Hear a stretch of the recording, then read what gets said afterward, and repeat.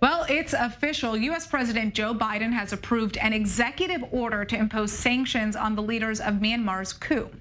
The measures will be focused on military leaders, their family members, and businesses that are linked to them. And steps are also being taken to block the military from accessing $1 billion worth of government funds that are currently being held in the U.S. Now, these sanctions come just a day after a woman was shot in the head by police during widespread protests against the military's takeover of Myanmar's democratically elected leadership. Tens of thousands have turned out in the streets to stand up against the coup, and the military has violently responded. You can see it right here. Well, we have Gregory Poling joining us. He's a senior fellow for Southeast Asia at the Center for Strategic and International Studies in Washington, D.C. So first of all, break down what these U.S. sanctions will actually look like for Myanmar. What is the U.S. demanding here?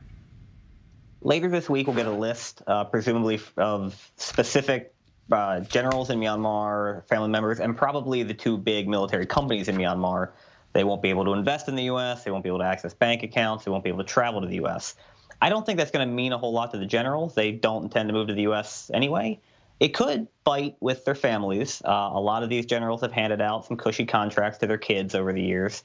And it could certainly demonize the Burmese military-linked companies, which, even though they don't do a lot of business with the U.S., it'll make it awfully tough for them to do business with anybody else. Now, at this point, the Burmese people don't really seem to be slowing down in their protests against the military. What is the latest that's been happening on the streets at this point? So today is the 6th day of running protests across almost every city and township in Myanmar, tens of thousands, maybe hundreds of thousands in the big cities, Yangon and Mandalay and Naypyidaw.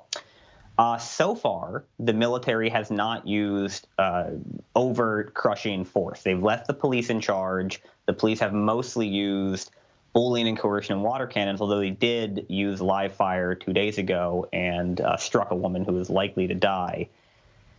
It could get a lot worse, and historically in Myanmar, it has gotten a lot worse. So everybody is holding their breath. Could we see the military actually step back and release Myanmar's former leader, Aung San Suu Kyi? It seems unlikely, but it's certainly what the people are demanding, one of the things, anyway, that people are demanding, and what these sanctions from the U.S. and likely sanctions from the U.K. and other European states will be demanding. But Min Aung Hlaing, the senior general who's taken power, has a very antagonistic relationship with Aung San Suu Kyi, and it seems likely that that is going to be the thing above all that he doesn't want to do. Well, you know, obviously this is all happening amidst the coronavirus pandemic. We're not talking about it, but the country is certainly dealing with it.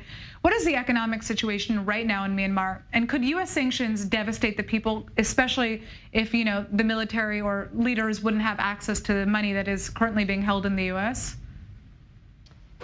The U.S. has said that it really wants to target these sanctions at the generals and the military-linked companies and not impose broad-based trade restrictions the way it had in 2003 and 2007. Because over the last 10 years, the Burmese economy has opened up, and people in Myanmar have been able to go to work, and consumer demand has skyrocketed. They don't want to crush that. They don't want to smother this democratization movement.